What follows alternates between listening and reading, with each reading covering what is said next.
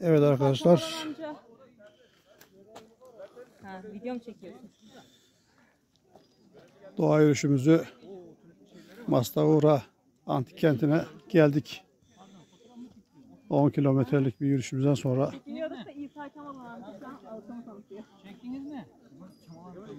İsa Evet. Kemal amca ortamı tanıtıyor. Çekiyor. Nasıl bir duygu? Harika. Evet. 90 kişi ekip kente geldik.